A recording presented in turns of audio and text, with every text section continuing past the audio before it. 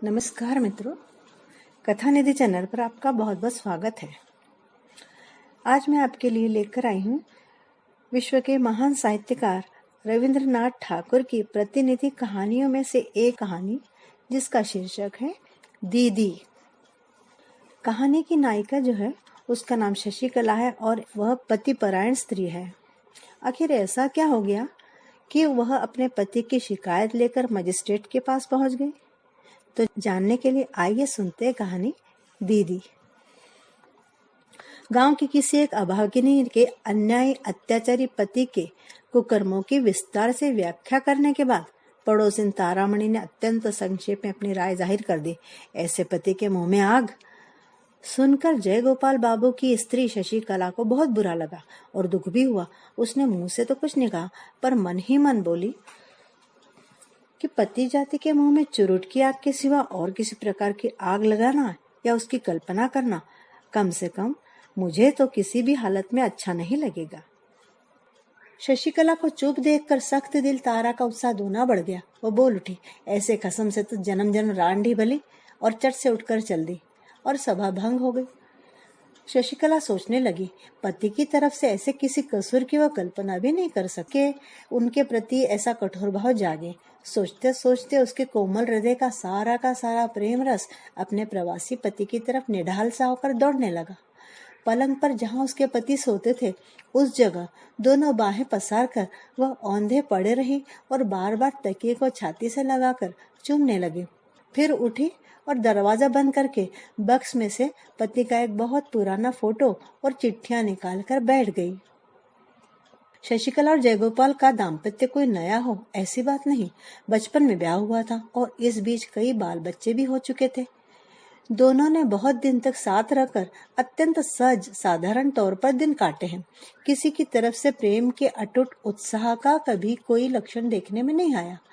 लगभग 16 साल तक लगातार एक साथ रहने के बाद महज आजीविका के लिए ही उसके पति को परदेश जाना पड़ा। इस बिछोह से शशि के मन में एक तरह का प्रबल प्रेमावेग सा जाग उठा। इतने दिन बाद इतनी उम्र में बच्चों की मां होकर शशि आज वसंत की दोपहरी में सूने घर में विरह शैया पर पड़ी पड़ी यौवन से भरपूर नववधू का सा सुख स्वप्न देखने लगी। वह सोचने लगी, अब की बार जब वह पति को अपने पास पाएगी तब जीवन को नीरस और वसंत को बेकार हरगिज न होने देगी। कितने ही दिन कितनी ही बार उसने मामूली विषय पर बहस और छोटी छोटी बातों पर कलह करके पति को परेशान कर डाला है। आज तपे हुए चित्त से एकांत इच्छा से उसने संकल्प किया कि भविष्य में वह कभी भी झगड़ालू नहीं बनेगी, कभी भी उनकी मर्जी के खिलाफ ना चलेगी, उनकी आज्ञा का पूरी तरह से पालन किया करेगी, सब काम उनकी तबीयत से ही करेगी और प्यार भरे नर्म दिल से अपने पति का बुरा भला आचरण जैसा भी होगा चुपचाप सह लिया करेगी। कारण पति सर्वस्व है, पति प्रियतम है, पति देवता है। बहुत दिनों तक शशिकला अपने पिता माता की इकलौती लाडली बेटी रही है। उन दिनों तक जयगोपाल यद्यपि मामूली नौकरी किया करता था, फिर भी भविष्य की उसे कोई फिक्र नहीं थी।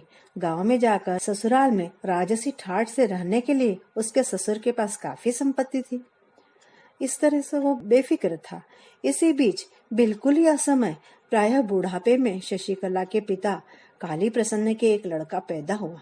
सच कहने में क्या है, पिता माता के इस तरह के असमय असंगत आचरण से शशि को मन ही मन बहुत दुख हुआ। जय गोपाल भी खास प्रसन्न न हो सका, बल्कि वह तो थोड़ा निराश ही हो गया। ज्यादा उम्र में बच्चा हुआ तो उस पर माँ बाप के स्नेह और लाड़ प्यार का ठिकाना न रहा।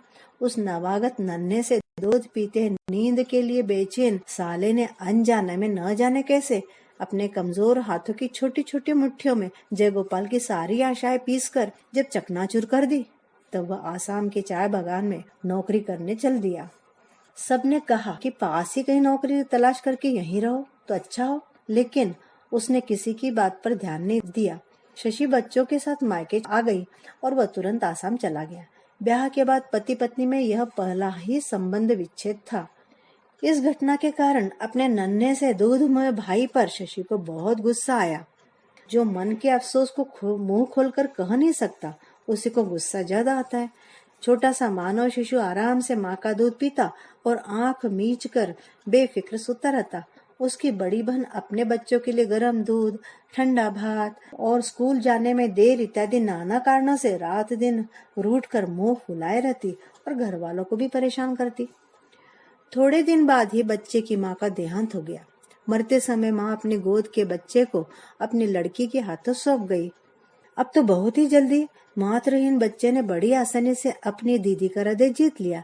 हा हा ही करता हुआ बच्चा जब अपनी बहन के ऊपर आ पड़ता और अपने बगैर दांत के छोटे से मुंह से उसका मुंह, नाक, आंख सब कुछ लील जाना चाहता, अपनी नन्ही सी मुट्ठी में उसका जूड़ा पकड़कर जब वह खींचता और किसी भी तरह हाथ लगी चीज को छोड़ने के लिए तैयार नहीं होता, सूरज उगने के पहले ही उठकर जब वह लुढ़कता खिसकता हुआ अपनी दीदी को अपनी कोमल स्पर्श से पुलकित करके शोर मचाना शुरू कर देता, लगातार जब वह डिड्डी डिड्डी पुकार पुकार कर बार बार उसका ध्यान बटाने लगता और जब उसने काम काज तथा फुर्सत के वक्त निषिद्ध कार्य करके, निषिद्ध खाना खाकर, निषिद्ध जगह जाकर उस पर बाकायदा बखेड़ा शुरू कर दिया, तब शशि से स्थिर न रहा गया। उसने इस मनमौजी छोटे से अत्याचारी के आगे पूरी तरह आत्मसमर्पण कर दिया। बच्चे की मां नहीं थी, इसी से शायद उस पर उसका अधिकार इतना ज्यादा बढ़ गया। लड़के का नाम रखा नीलमणि। जब वह 2 साल का हुआ तब उसके पिता सख्त बीमार पड़ गए। जल्दी चले आने के लिए जयगोपाल को पत्र लिखा गया। जयगोपाल बड़ी मुश्किल से दौड़ा हुआ ससुराल आकर पहुंचा। तब तक ससुर काली प्रसन्न मौत की घड़ियां गिनना शुरू कर चुके थे। मरने के पहले काली प्रसन्न ने अपने नाबालिग बच्चे का सारा भार जमाई जयगोपाल पर छोड़ दिया और अपनी जायदाद का चौथाई हिस्सा अपनी लड़की के नाम कर दिया। लिहाजा जमीन जायदाद की सुरक्षा के लिए जयगोपाल को नौकरी छोड़कर ससुराल चले आना पड़ा। बहुत दिन बाद पति पत्नी में पुनर्मिलन हुआ। कोई जड़ वस्तु टूट जाए तो जोड़ में जोड़ मिलाकर किसी तरह से जोड़ा भी जा सकता है, किंतु 2 लोगों के मन जहाँ फट जाते हैं, लंबे बिछोह के बाद फिर वहाँ ठीक पहले जैसा जोड़ नहीं बैठता। कारण मन सजीव पदार्थ है, क्षण में उसकी परिणति होती है और क्षण में परिवर्तन। इस नए मिलन से शशि के मन में अब की बार नए भाव का संचार हुआ, जैसे पति से उसका दोबारा ब्याह हुआ हो।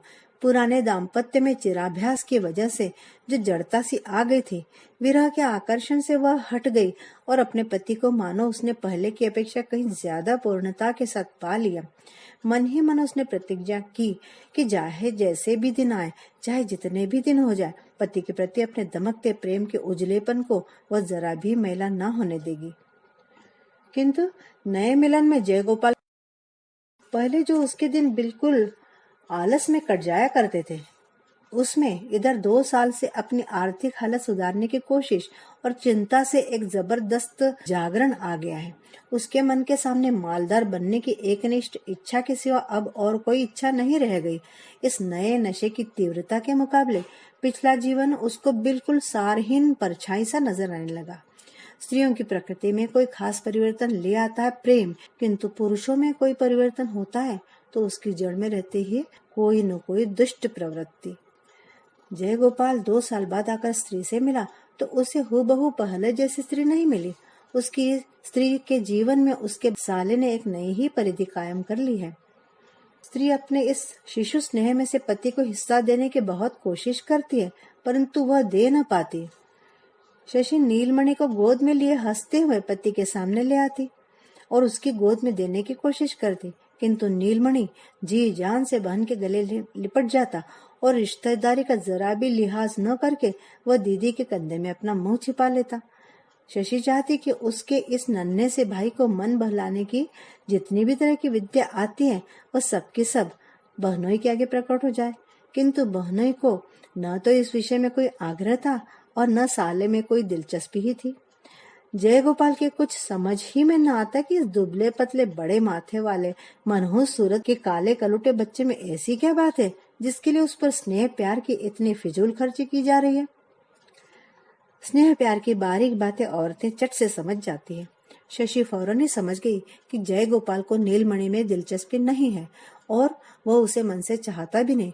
तब वह अपने भाई को बड़ी सावधानी से पति की निगाह से बचाकर रखने लग गई। जहां तक बनता वह जयगोपाल की विराग दृष्टि उस पर पड़ने ही नहीं देती। इस तरह वह बच्चा उस अकेली का एकमात्र स्नेह का आधार बन गया। उसकी वह इस तरह संभाल करने लगी जैसे वह उसका बड़े जतन से सहजा हुआ गुप्त धन हो। नीलमणि रोता तो जयगोपाल को बहुत झुंझलाहट होती, इसलिए शशि उसे झटपट छाती से लगाकर और खूब प्यार कर करके छिपाने की कोशिश किया करती। खासकर रात को उसके रोने से अगर पति की नींद उचटने की संभावना होती और पति अगर उस रोते हुए बच्चे के प्रति हिंसक भाव से रोष और घृणा प्रकट करते हुए जल भुनकर चिल्ला उठते, तब शशि मानो अपराधिनी की तरह संकुचित और अस्थिर हो जाती और उसी वक्त उसे गोद में उठाकर दूर ले जाती और अत्यंत अनुनय विनय और स्नेह के स्वर में मेरा सोना, मेरा राजा बेटा, मेरा बाबू इत्यादि कहकर सुला देती। बच्चों बच्चों में अक्सर किसी न किसी बात पर झगड़ा हुआ ही करता है। शुरू शुरू में ऐसे मौकों पर शशि अपने भाई का पक्ष लिया करती थी, कारण कि उसकी मां नहीं है। न्यायाधीश के साथ साथ न्याय में भी अब फर्क होने लगा। अब जब तब बेकसूर नीलमणि को ही कड़ी सजा भुगतनी पड़ती। यह अन्याय शशि के कलेजे में तीर की तरह चुभा करता और इसके लिए वह अपने दंडित भाई को अलग ले जाकर उसे मिठाई देकर, खिलौना देकर, प्यार करके गोदी में लेकर भरसक तसल्ली देने की कोशिश किया करती। नतीजा यह होता कि शशि नीलमणि को जितना ज्यादा प्यार करती, जयगोपाल उतना ही उस पर जलता भुनता और जयगोपाल नीलमणि से जितनी नफरत करता, नाराज होता, शशि उतना ही ज्यादा उसे प्यार करती। जयगोपाल आदमी ऐसा है कि अपनी स्त्री पर उसने कभी भी लड़ाई या कठोर व्यवहार नहीं किया और शशि भी ऐसी है कि विनम्र प्रीति के साथ चुपचाप अपने पति की बराबर सेवा करती रहती। किंतु अब नीलमणि को लेकर भीतर ही भीतर एक गुठली सी पकने लगी, जो परस्पर एक दूसरे के लिए पीड़ादायक साबित हो रही थी। इस तरह के खामोश द्वंद्व का गुप्त आघात प्रतिघात प्रकट झगड़े की अपेक्षा कहीं ज्यादा दुस्सह होता है। यह बात कम से कम विवाहित पाठक पाठिकाओं से छिपाना व्यर्थ है। नीलमणि के सारे शरीर में सिर्फ सिर ही सबसे बड़ा था। देखने में ऐसा लगता जैसे विधाता ने एक पोले पतले बांस में फूंक लगाकर ऊपर के हिस्से पर एक बुलबुला बना दिया हो। डॉक्टर भी अक्सर आशंका प्रकट किया करते कि लड़का बुलबुले के समान ही क्षणभंगुर साबित हो सकता है। बहुत दिनों तक उसे बातें करना और चलना नहीं आया। उसके उदास गंभीर चेहरे को देखकर ऐसा मालूम होता कि उसके माता पिता अपने ज्यादा उम्र की सारी चिंताओं का भार इस नन्हे से बच्चे के माथे पर लाद गए हैं।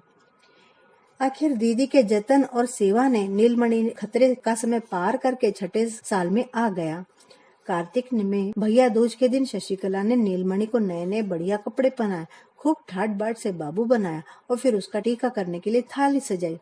भैया को पाटे पर बिठाकर वह अंगूठे में रोली लगाकर टीका कर ही रही थी कि इतने में शुरू में कही गई खरा खरा बोलने वाली पड़ोसन तारा आ पहुंची थी और आने के साथ ही बात की बात में उसने शशि के साथ झगड़ा भी शुरू कर दिया।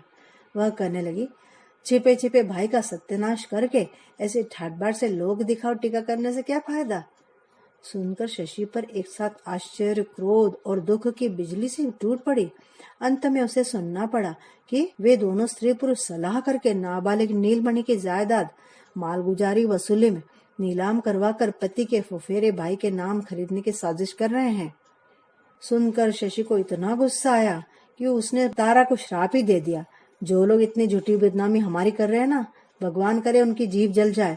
और फिर वह रोती हुई सीधे पति के पास पहुंची और उसे सब कह सुनाया। जयगोपाल ने कहा, आजकल के जमाने में किसी का भी विश्वास नहीं किया जा सकता। उपेंद्र मेरी सगी बुआ का लड़का है, इस तरह मेरा भाई ही तो है। उस पर सारी जायदाद का भार देकर मैं निश्चिंत था। उसने कब मालगुजारी नहीं भरी और कब नीलाम में हासिलपुर खरीद लिया, मुझे कुछ पता ही न लगा। जयपाल ने आगे कहा, अब भाई पर नालिश कैसे करूं? और फिर नालिश करने से कुछ नतीजा तो निकलेगा नहीं, गांठ के रुपयों की और बर्बादी होगी।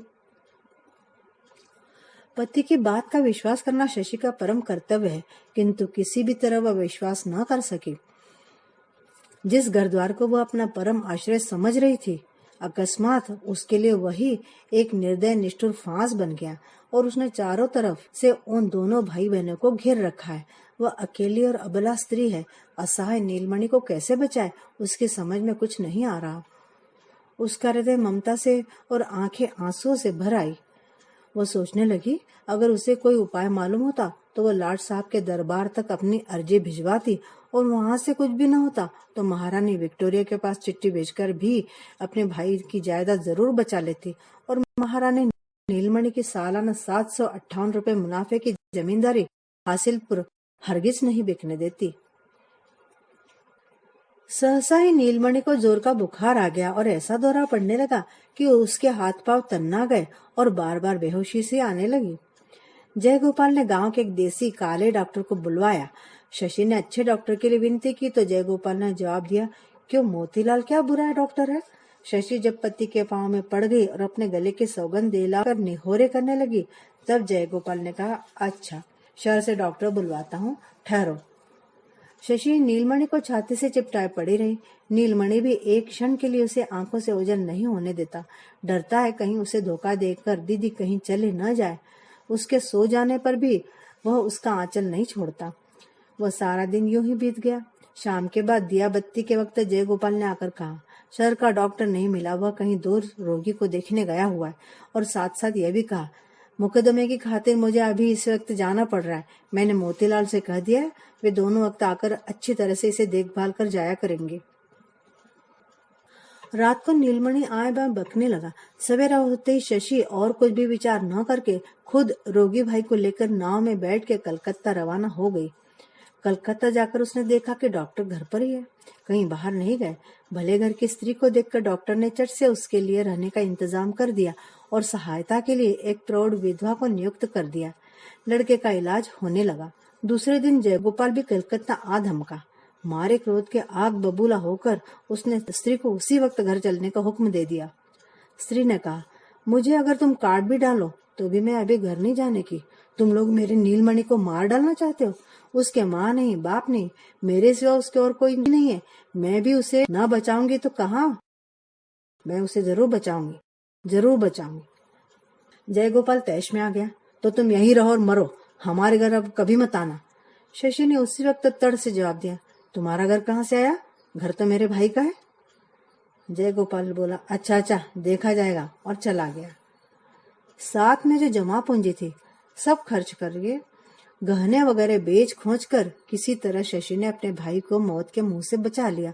और तब उसे खबर मिली कि दुआर गांव में उन लोगों की जो बड़ी भारी खेत की जमीन थी और उस पर उनका मकान भी था, नाना प्रकार से जिसकी आमद सालाना लगभग 1,500 रुपए थी, वह भी जमींदार के साथ मिलकर जय गोपाल ने अपने नाम करा ली है। अब सारी जायदाद उसके पति की है, भाई का उसमें कुछ भी नहीं रहा। बीमारी से उठकर नीलमणि ने करुण स्वर में कहा, दीदी घर चलो। वहां अपने साथी भांजों से खेलने के लिए उसका जी फड़फड़ा रहा था। इसी से वह बार बार कहने लगा, दीदी अपने उसी घर में चलो ना दीदी। सुनकर दीदी रोने लगी। हम लोगों का घर अब है कहाँ? किंतु सिर्फ रोने से तो कोई नतीजा नहीं। अब दीदी के सिवा संसार में उसके भाई का और है कौन? यह सोचकर शशि ने आंखें पोंछ डाली और हिम्मत करके डिप्टी मजिस्ट्रेट तारिणी बाबू के घर जाकर उनकी स्त्री की शरण ली। डिप्टी साहब जयगोपाल को जानते थे। भले घर की स्त्री घर से निकलकर जमीन जायदाद के लिए पति से लड़ना चाहती है, इस बात पर शशि से वो बहुत नाराज हुए। उसे बातों में फुसलाए रखकर उसी समय उन्होंने जयगोपाल को पत्र लिखा। जयगोपाल साले सहित अपनी स्त्री को जबरन नाव पर बिठाकर घर ले आया। पति पत्नी में दूसरे विच्छेद के बाद फिर से यह दूसरा मिलन हुआ। जन्म जन्म का साथ, विधाता का विधान जो ठहरा। बहुत दिन बाद घर लौट पुराने साथियों को पाकर नीलमणि बहुत प्रसन्न हुआ और बड़े आनंद से घूमने फिरने लगा। उसके इस निश्चिंत आनंद को देखकर भीतर ही भीतर शशिकला की डर से छाती फटने लगी। जाड़े के दिन आ गए। मजिस्ट्रेट साहब गांव में तहकीकात करने दौरे पर निकले और शिकार की खोज में जंगल से सटे हुए एक गांव में ठहर गए। गांव के रास्ते में साहब के साथ नीलमणि की मुलाकात हुई। गंभीर प्रकृति नीलमणि अटल कुतूहल के साथ शांत भाव से साहब को देखता ही रह गया। साहब को न जाने क्यों उसमें कुछ दिलचस्पी हुई। उसने पास बुलाकर पूछा, तुम पाठशाला में पढ़ते हो? बालक ने चुप खड़े रहकर सिर हिला दिया। हाँ। साहब ने पूछा, कौन सी पुस्तक पढ़ते हो? नीलमणि पुस्तक शब्द का अर्थ न समझकर साहब के मुंह की ओर देखता रह गया। घर जाकर नीलमणि ने मजिस्ट्रेट साहब के साथ अपने इस परिचय की बात खूब उत्साह के साथ दीदी से कही। दोपहर को पाजामा पगड़ी वगैरह पहनकर जयगोपाल मजिस्ट्रेट साहब को सलाम करने पहुंचा। साहब उस समय तंबू के बाहर खुली छाया में कैंप टेबल लगाए बैठे थे। जयगोपाल को चौकी पर बिठाकर उससे गांव के हालचाल पूछने लगे। जय गोपाल ग्रामवासियों के सामने इस तरह गौरव की जगह बैठकर अपने मन में फूला नहीं समा रहा था। उसके मन में बार बार यह विचार आ रहा था कि इस समय चक्रवर्ती और नंदी घराने का कोई आकर देख जाता तो क्या ही अच्छा होता। देखता मेरे ठाठ। इतने में नीलमणि को साथ लिए घूंघट काढ़े एक स्त्री सीधे मजिस्ट्रेट के सामने आकर खड़ी हो गई। बोली, साहब आपके हाथ में अपने इस अनाथ भाई को सौंप रही हूँ, आप इसकी रक्षा कीजिए। साहब अपने पूर्व परिचित गंभीर प्रकृति और बड़े माथे वाले बच्चे को देखकर और उसके साथ की स्त्री को भले घर की बहू बेटी समझकर उसी वक्त उठ खड़ा हुआ। बोला, आप तंबू में जाइए। नहीं, मुझे जो कुछ कहना है मैं यही कहूंगी। आवाज सुनकर जयगोपाल का चेहरा फक पड़ गया और मारे घबराहट के वह ऐसे चंचल हो उठा जैसे अंगार पर पांव पड़ गया हो। गांव के लोग कुतल के मारे चारों तरफ से खिसक खिसक कर सामने आने की कोशिश करने लगे। इतने में साहब ने बेत उठाया और वे सब भाग खड़े हुए। शशिकला ने अपने भाई का हाथ पकड़े हुए बिना माँ बाप के इस अनाथ बच्चे का सारा इतिहास शुरू से आखिर तक कह सुनाया। जयगोपाल ने बीच बीच में बाधा देने की कोशिश की, परंतु साहब ने उसे जहां का तहां गरज कर डांट दिया, चुप रहो तुम, और बेत का इशारा करके उसे चौकी से उठकर सामने खड़े होने का हुक्म दे दिया। जयगोपाल शशिकला पर मन ही मन गरजता हुआ चुपचाप खड़ा रहा और नीलमणि अपनी दीदी से बिल्कुल सटकर मुंह बाए खड़ा खड़ा सब सुनता रहा। शशि की बात खत्म होने पर मजिस्ट्रेट ने जयगोपाल से कई सवाल किए और उनका जवाब सुनकर बहुत देर तक चुप रहने के बाद शशि को संबोधित करके कहा, बेटी, यह मामला हालांकि मेरे इजलास में नहीं चल सकता, पर तुम निश्चिंत रहो, इस मामले में मुझे जो कुछ करना है मैं जरूर करूंगा। तुम भाई को लेकर बेधड़क अपने घर जा सकती हो। शशिकला बोली, साहब, जब तक मेरे भाई को अपना मकान नहीं मिल जाता तब तक इसे लेकर घर जाने की मैं हिम्मत नहीं कर सकती। अब इसे अगर आप अपने पास नहीं रख सकते तो इसे कोई भी नहीं बचा सकता। साहब ने कहा, ठीक है, तुम कहाँ जाओगी? शशिकला बोली, मैं अपने पति के घर लौट जाऊंगी, मुझे अपनी कोई चिंता नहीं। साहब मुस्कुराया और तावीज बंधे उस दुबले पतले गंभीर शांत मीठे स्वभाव वाले काले रंग के देसी बच्चे को अपने पास रखने को राजी हो गया। शशि जब विदा होने लगे तब बच्चे ने उसकी धोती पकड़ ली। साहब ने कहा, बेटा तुम डरो मत, आओ मेरे पास, आओ आओ। घूंघट के भीतर आंसुओं का झरना बहाते और पोंछते हुए बच्चे को दीदी ने कहा, मेरा राजा बाबू है ना, मेरा भैया है ना, जा जा साहब के पास जा, तेरी दीदी तुझसे फिर मिलेगी, अच्छा। बच्चे को उठाकर उसने छाती से लगा लिया और उसके माथे और पीठ पर हाथ फेरकर किसी तरह उसके हाथ से अपनी साड़ी का पल्ला छुड़ाया और बड़ी तेजी से वहां से चल दी। साहब ने तुरंत ही बच्चे को अपने बाएं हाथ से घेर लिया और बच्चा दीदी री ओ दीदी चिल्लाता हुआ जोर जोर से रोने लगा। शशि ने एक बार मुड़कर दूर से अपना दाहिना हाथ उठाकर अपनी तरफ से उसे खामोश तसल्ली दी और अपना टूटा हुआ दिल लेकर और भी तेजी से आगे निकल गई। फिर उसी बहुत दिनों से परिचित घर में पति पत्नी का मिलन हुआ। विधाता का विधान जो ठहरा, किंतु यह मिलन ज्यादा दिन तक नहीं टिक सका। कारण, इसके कुछ ही दिन बाद एक दिन सवेरे गांव वालों ने सुना कि रात को जय गोपाल की स्त्री हैजे से मर गई और रात ही रात में उसकी दाहक्रिया भी हो गई। मित्रों, यहाँ हमारी कहानी समाप्त होती है। आपको कहानी अच्छी लगी है तो आप एक लाइक और कमेंट करके ज़रूर बताएं। और हाँ, अगर आपने मेरे चैनल को अगर अभी तक सब्सक्राइब ना किया हो तो ज़रूर करें। बहुत बहुत धन्यवाद।